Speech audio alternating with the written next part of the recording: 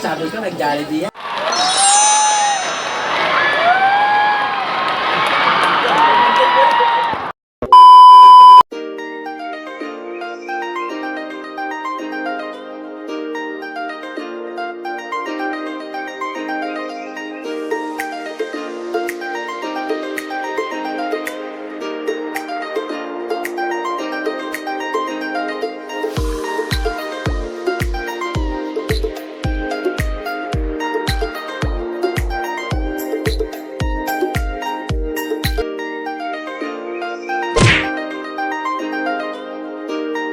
Ira Marquez.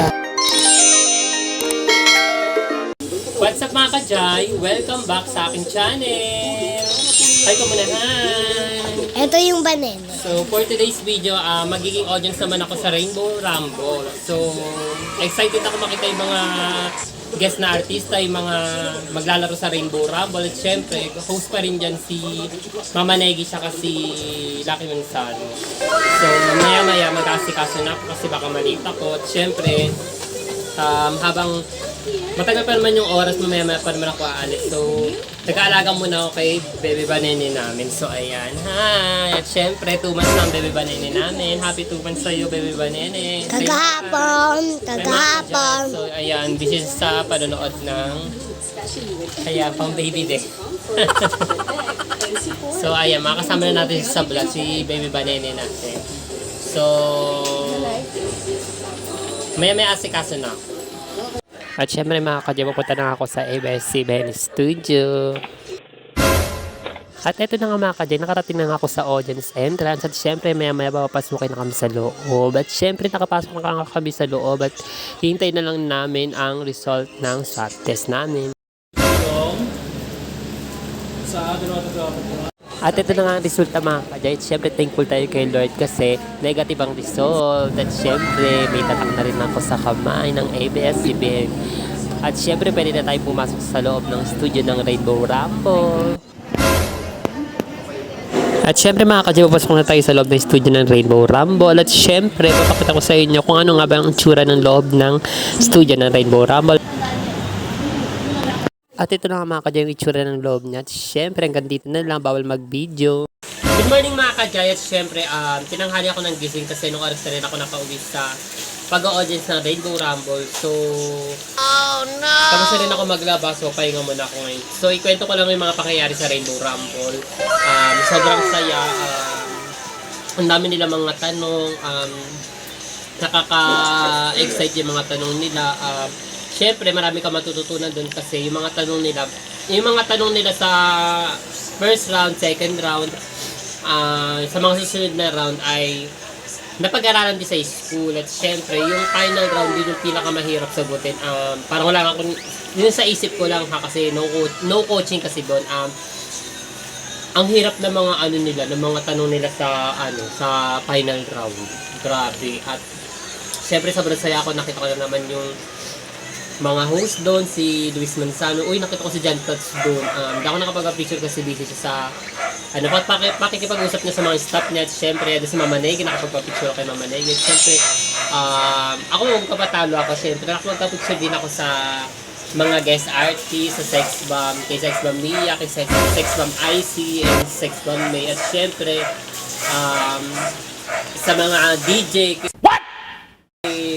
Papa Jack, siyempre kay DJ Cara, kay DJ Jai Hosa, kay Eva Ronda, sobrang bait nila. Siyempre, habang nakapila kami kahapon bago pumasok sa loob ng studio ng ng Rainbow Rumble, may mga dumaan na artista din. Siyempre, alam mo naman kami, kung nakita ng artista, picture kagad. Siyempre, remembrance, diba? Sabi nga nila. Nakapag-picture ako din sa mga dancer ng It's Showtime, sa Baby Dolls, kay Ariel, at syempre kay Ina Ortega, kay Ariel Reyes, at syempre kay Harvey Bautista, kay Karina Bautista. At syempre mamaya papanoorin ko yung tinaping namin sa Rainbow Rumble. So ang maglalaro ay mga Sex Bomb. So ayan. So, papakita ko rin sa inyo kung nasa gitba ko ng camera. Siyempre, bibidyohan natin yun para makita niyo. Nakita ko Ayun o, si Bakla.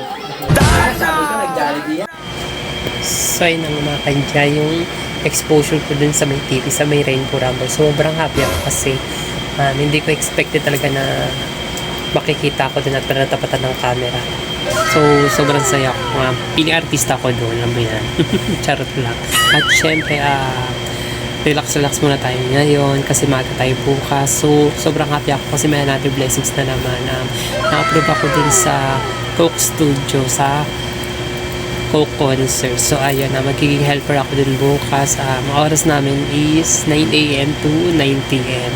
At syempre kailangan namin kailangan namin magsuot ng black t-shirt, black patches, syempre black shoes.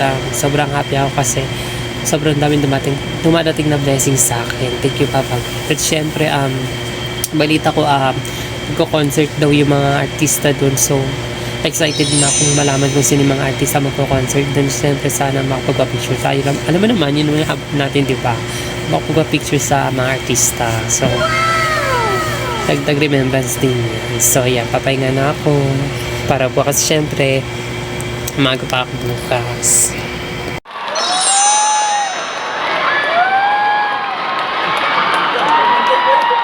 So ayun na nga mga kajay, kakauwi ko lang galing sa Coke Studio concert. So sobrang konti lang ng clip yung nabidyohan ko. Yun yung concert kasi bawal talaga mag-video kapag nasa oras ng trabaho. So kailangan natin sumunod. At syempre sobrang swerte ko kasi napunta ko sa may media room. What? So yung media room na yun yung tawag doon. Yun yung media conference na interviewin sila. Yun yung mga magazine, yung mga news. So sobrang swerte ko kasi nakita ko din sila Kyle Chari, tapos yung ibang mga performer, as in kaharap lang talaga. At syempre nakapagpa-picture tayo kay Iles Morena. Sobrang bait niya. At sobrang galing niya daw mag-perform. At syempre, sobrang swerte natin kasi napunta tayo dun sa may catering.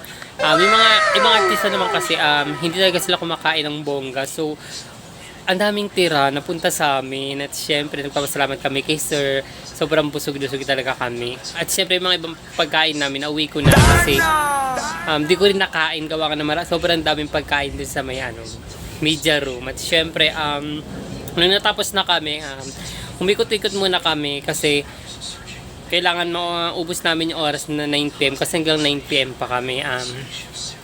Sa pag-ikot namin, nakakita namin yung mga Cloud 7. Sobrang mabait nila. Sobrang gwapo at tatangkad. Siyempre, nakapagpa-picture tayo dun kay Migs Joke, no? Yung Batang Hiroshi ng Pulang Araw. At siyempre, yung mga kagrupo niya kay Lucas at kay Cairo. So, yung ibang kagrupo nila is wala. Kaya hindi ako nakapagpa-picture. So, sobrang happy ako. Tapos pagkatapos nun, nagtrabaho pa kami, namigay pa kami ng mga coke sa labas sa mga nanood ng mga concert. At syempre naloka ako, dumaan dun si Pia Guanyo. So sobrang happy talaga ako kasi nakapagpa-picture tayo kay Pia Guanyo. So sobrang saya, mga pangyayari, kumita tayo, another blessings. At syempre busog at may take out pa. At syempre another experience, marami tayong natutunan.